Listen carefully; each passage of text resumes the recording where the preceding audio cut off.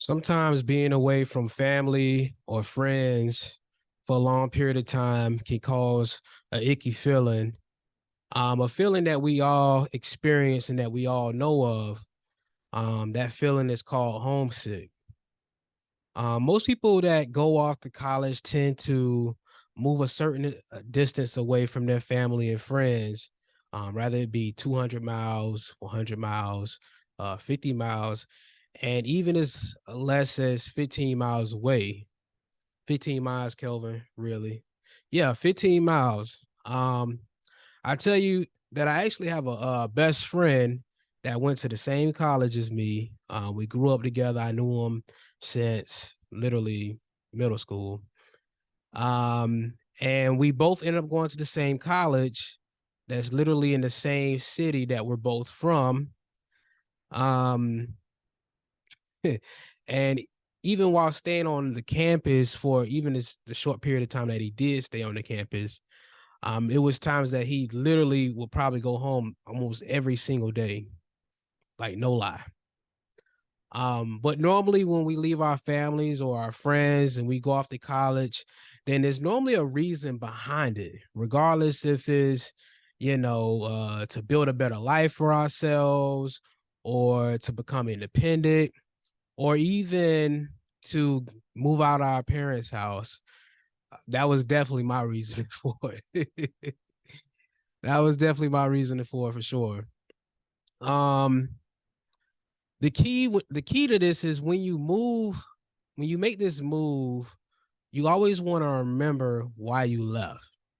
I get it. Sometimes when we're away from home, we feel a certain type of way, and we normally forget the reason why we even left, right? Because we're like, oh, I'm in this new city, new state, new environment, and I'm either not, connecting with it. Something feels weird. Maybe it's the energy of the location or whatever it is. We always find a way to kind of psych ourselves out of feeling like our newer location is the problem. And a lot of times the only common denominator is ourselves, a lot of times, believe it or not.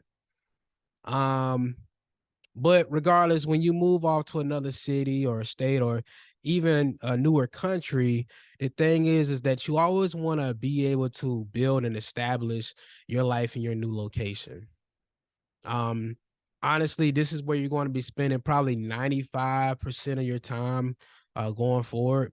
That could even include the next few years as well. So establishing your life, building your life how you want it to be, establishing that independence is going to start there. Again, this is where 95% of your time is going to be spent. There's no need to be, thinking about what am I missing out at home, back in my hometown. How's my family? I miss everybody. Trust me, whenever you go back and visit, you will see everybody then. But the key is that you want to build your life where you are currently at because this is your new home. And the best way to kind of get yourself comfortable is to build your life, build your home in ways that makes you feel as comfortable as possible. This is actually something that I had to understand and actually had to do myself. But it was after I had graduated from college. After college, I moved all the way to Florida. I had to leave behind my family. I had to leave behind my friends. You know, um, Basically, I had to leave even the girlfriend that I had at the time. I had to leave all of that behind and everything else that I was accustomed to while being in Georgia for 23 years. I came to Florida. I started a new job. I met nothing but new friends. I experienced new places, new locations to, not only review, detour, or, experience in general.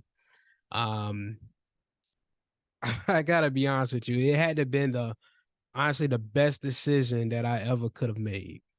Um, Even still now to this day, again, I still feel like it's the best decision that I actually could have made. I felt that way then, and I felt that way now.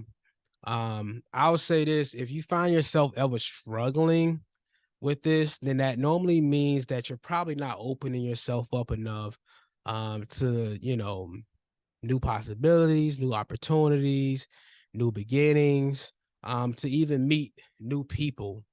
Moving to a new location, especially a different state, the key is the more people you meet, the more places you tend to find out about. Because not everyone that you meet is going to know every spot to go to. They're not going to know, what spots to check out all the time. They may have their own places that they go to.